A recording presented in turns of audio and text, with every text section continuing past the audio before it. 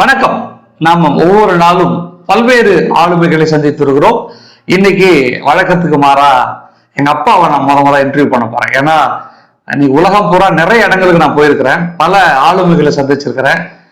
எங்க அப்பா எனக்கு பெரிய இன்ஸ்பிரேஷன். என்னன்னு சொன்னீங்கன்னா, எல்லாருக்கும் அவங்க அப்பா ரொம்ப முக்கியமா இருக்கும். எனக்கு குறிப்பா எங்க அப்பா எனக்கு ரொம்ப முக்கியம். ஏன்னா ஒரு விஷயத்த பார்த்து பார்த்து பர்ஃபெக்டா பண்றவர், ரொம்ப முக்கியமா கால்குலேஷன்ல அவர் ரொம்ப எக்ஸ்பர்ட். ஸோ அவர்கிட்ட நம்ம நிறைய கேள்விகள் கேட்கலாம். எப்பப்பா நீங்க படிச்சீங்க, எந்த ஸ்கூல்ல படிச்சீங்க, அப்ப சொல்லுங்க. எல்லாருக்கும் வணக்கங்க. நான் ஒரு ஆர்ட்ஸ் ஸ்கூல்ல படித்தேன். 65 படிப்ப ஆரம்பிச்சது, 61 படிப்ப ஆரம்பிச்சது. 8வது வரைக்கும் ஆர்ட்ஸ் ஸ்கூல்ல படித்தேன். 9வது எறையூர்லேயே கவர்மெண்ட் ஸ்கூல் ஹை ஸ்கூல் வந்தது. 9வது 11வது வகுப்பு வரைக்கும் இங்கேயே படித்தேன். 11வது முடிஞ்ச உடனே எஸ்எல்சி முடிஞ்ச உடனே காலேஜுக்கு எங்கள் சித்தப்பா பிலிப்புன்றவர், நீ காலேஜ் போயே ஆகணும்னு சொன்னார்.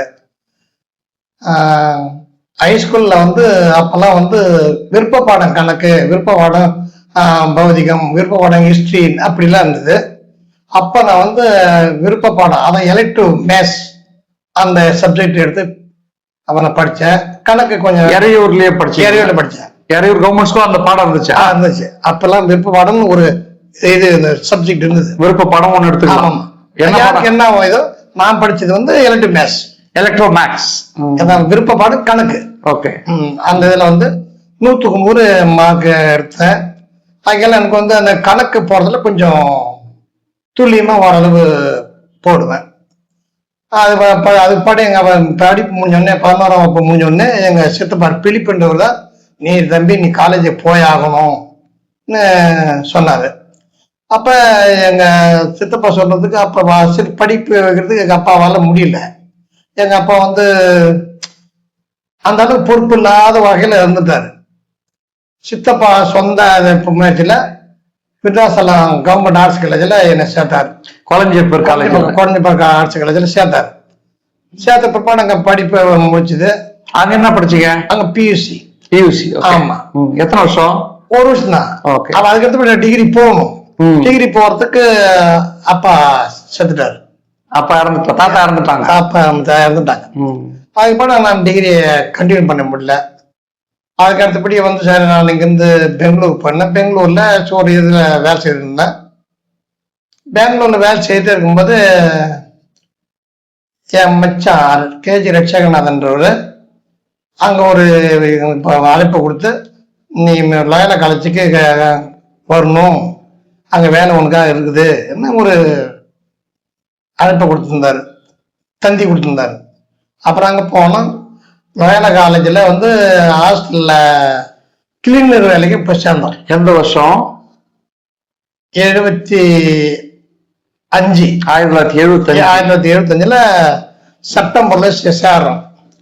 சேர்ந்த உடனே அப்புறம் அங்க சம்பளம் மாசத்துக்கு 65 ரூபா தான். மாசத்துக்கே 65 ரூபா தான் சம்பளம். சாப்பிட்டுக்கலாம், அங்கே போய் தானே. ஓகே. அங்கெல்லாம் தங்க இருந்தது. அப்படிங்கும்போது அப்புறம் மே மாசம் கேம்ப் வச்சிருந்தாங்க. அவரு ஏசிடின்னு ஒரு இது வச்சிருந்தாரு நடத்தினாரு. அதுல ஒரு கேம்ப் வச்சிருந்தாங்க. அந்த கேம்புக்கெல்லாம் நாங்க ஒட்டன் சத்திரம் அந்த ஊருக்கு நாங்க போறோம். கேம்புக்கு போனேன். சம்பளம் கிடைக்குமே, காசு கிடைக்குமே. ஓகே. எப்படி சம்பாதிக்கணும் அந்த ஒரு எண்ணத்தோடு தான் நான் செயல்பட்டேன். அப்பா சேர்த்த பிற்பாடு எப்படி நம்ம கொஞ்சம் வாழ்க்கையில முன்னேறினா நம்ம இது நல்லா இருக்கலாம்னு சொல்லி அந்த இது போனோம். ஒட்டஞ்சத்திரம் நம்ம கேம்ப் 15 நாள் கேம்ப் நடந்தது. அப்ப எனக்கு 130 ரூபா கொடுத்தாங்க 5 நாளைக்கு. அவங்க ஏசிடி சங்கம் மூலமா கேம்ப் வைக்கிறாங்க. அதுக்கு எனக்கு சம்பளம் கொடுத்தது 15 நாளைக்கு 130 ரூபா சம்பளம் கொடுத்தாங்க. 2 மாதம் சம்பளத்தை 15 நாள்ல கொடுத்துட்டாங்க அவங்க. அது அந்த காசை எங்க அம்மாட்ட கொடுத்த உடனே ரொம்ப சந்தோஷப்பட்டாங்க. அதுக்கு அடுத்தபடி எங்க அப்பா குடும்ப பொறுப்பு இல்லாத ஒரு வகையில என்ன வழி நடந்துட்டாரு. பொறுப்பில்லாம பொண்ணை பையன் படிக்கணும் அந்த ஒரு பொறுப்பு இல்லை. அப்பா செத்துப்பாடு. அதுக்கு அதுல சித்தப்பாரு தான் கொஞ்சம் எனக்கு எதுக்காக இருந்தாலும் ஒரு உதவி செய்வார். அதுக்கு அடுத்தபடி நான் லோயலா காலேஜ் கேண்டீன்ல வேலை செய்துட்டு இருக்கும்போது நான் அப்போ இங்கேருந்து வீட்டிலேருந்து அப்போ பெரிய மச்சான்றவர் பேர்நாயகன்ற நாங்கள் திடீர்னு வந்தார். எங்க ஹாஸ்டலுக்கு வர்றாரு. ராத்திரி 10 மணிக்கு வர்றாரு லோயலா காலேஜ் ஹாஸ்டலுக்கு. ஆமா, எதுக்கு? அரசாங்க வேலை வந்துடுச்சு, அப்ப நீ வரணும் சொல்லி கூப்பிட்டாங்க. ஆனா அவர் பெரிய மச்சான் அவரு ரட்சகநாதன்றவர் இவங்க எதுக்கு இவங்களை கூப்பிட்டு போறாங்கன்றது அவங்களுக்கு வந்து இது பொய்யா இருக்குமோ அப்படின்னு ஒரு டவுட் ஏற்பட்டு, சாமி நீ இந்த வேலையை ரிசைன் பண்ணாத, நீ போயிட்டு வந்து கணக்கு வழக்கு முடிச்சுக்க. எனக்கு இப்ப கணக்கு முடிச்சப்ப திரும்பி வந்து நம்ம இது முடியாது, கணக்கு பார்க்க முடியாது, புதுசா சேர்க்க முடியாது, அதனால கணக்க முடிக்காத போயிட்டு வா. அப்புறம் எங்க மச்சான் சொல்றாரு, பேர்நாயக சொல்றாரு, என்ன சொல்றாருன்னா, இல்ல உங்க அக்கா வீட்டுக்காரரு, ஆமா எங்க சொந்த மச்சான், அவர் என்ன சொல்றாரு, சத்தியமா அப்ப அரசாங்க வேலை வந்துருச்சு, இது எதுக்கு தேவை, அதனால இல்ல ரசிகான்னு சொல்றாரு. அவரு பேச்சு நம்பல அவரு. அப்படின்னு அவரு கணக்கு முடிக்காத என்ன அனுப்பிட்டாரு. அப்புறம் இங்க வந்தா ஆகஸ்ட் மாசம் 2ஆம் தேதி 1976 ஆகஸ்ட் மாசம் 2ஆம் தேதி அந்த அன்னைக்கு ஆடி பெருக்கன் தனி அன்னைக்கு முத நாங்க வந்து அரசாங்க வேலை நாங்க சேர்றோம். என்ன வேலை? சாலை பணியாளரா சேர்ந்தேன். சாலை பணியாளர் சேரும்போது சம்பளம் ஒரு மாசத்துக்கு 180 ரூபாய், ஒரு மாசத்துக்கு சம்பளம் 180 ரூபாய். அது அப்படியே போயிட்டு இருந்தது. அதுக்கப்புறம் 1979 கல்யாணம். இந்த ஊர்ல தான் வேலை கிடைச்சிட்ட பிற்பாடு தான் கல்யாணம் நடந்தது. அதுக்கு அடுத்தபடி ஒரு பெரிய பையன் முத குழந்தை வந்து 1980 பெரிய பையன் பேரு ஜோசப் என்பராஜ். அவன் அந்த ஊர்ல வந்து ஒரு பழைய இரும்பு கடை வச்சிருக்கான். அவன் வரணும் நல்லா தான் இருக்கான், ஒன்றும் பிரச்சனை இல்லை. 2வது பையன் 82 பிறந்தான். 2வது பையன் அவன் பிறந்த பிற்பாடு ஒரு வீடு கட்டணும், பழைய வீடு கூரை வீடு ஒண்ணு இருந்தது. அத சின்ன வீடா இருந்தது, அதை இடிச்சுட்டு பெரிய வீடா கூரை வீடு கட்டணும். அப்பயும் கூரை வீடு தான், அப்பயும் கூரை வீடு தான். இருந்த கூரை வீடு இடிச்சுட்டு ஒரு இன்னொரு கூரை வீடு கொஞ்சம் கட்டுறீங்க. பெரிய வீடா கட்டணும், கூரை வீடா கட்டணும். அது இப்ப 82 அவன் பிறந்த பாடு போயிட்டு இருந்தது. அப்படியே முதல் 85 பாப்பா 3வது குழந்தை பொண்ணு பிறந்தது. பொண்ணு பிறந்த கூட ஒரு அதிர்ஷ்டம் வரும்னு சொல்லுவாங்க. பாப்பா கொஞ்சம் நிலம் கொஞ்சம் வந்தது, நிலம் வாங்கணும். நிலம் வந்துச்சு. அப்புறம் ஒரு வீட்டு மனை வந்தது, அப்ப இடம் வாங்கணும். அந்த 85 அதுக்கு பிற்பாடு 85 அப்படியே போச்சு. 87 4வது பையன் 4வது பிறகு ஜோசப் எட்வர்ட் ராஜேந்திரன் பிறந்தான். நான் பிறந்தேன். ஆமா, அவன் பிறந்தான். பிறந்த பிற்பாடு அப்படி போயிட்டு இருந்தது. அப்படி போயிட்டு இருக்கும்போது சரி கல்யாணம் சூழ்நிலை வருது, கல்யாணம் பண்ணி ஆகணும். யாருக்கு? அப்புறம் பெரிய பையன் வந்து சேத்துப்பட்டில் ஹைஸ்கூல் படித்தான்.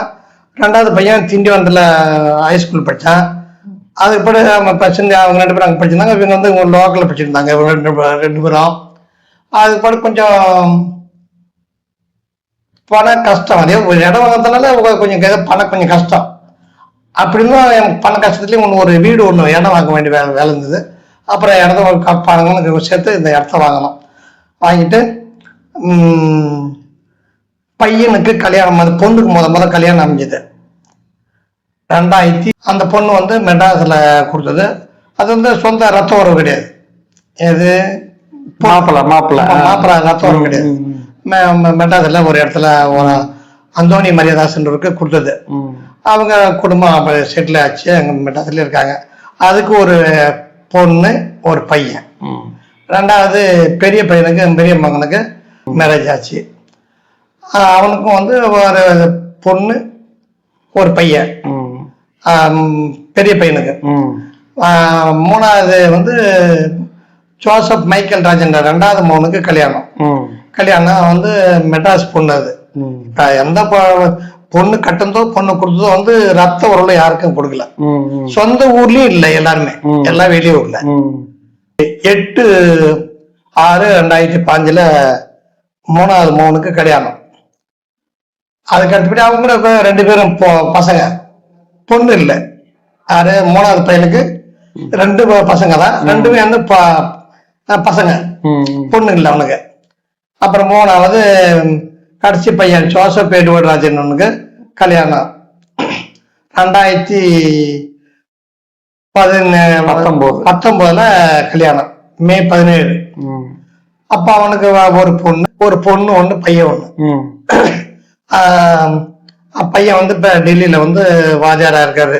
யாராவது ஜோசப் எட்வர்ட் ராஜன்றது. ஜோசப் டெல்லியில வந்து குட் சமாரிட்டன் ஸ்கூல்ல வேலை செய்யறாரு, வாத்தியாரா வேலை செய்யறாரு.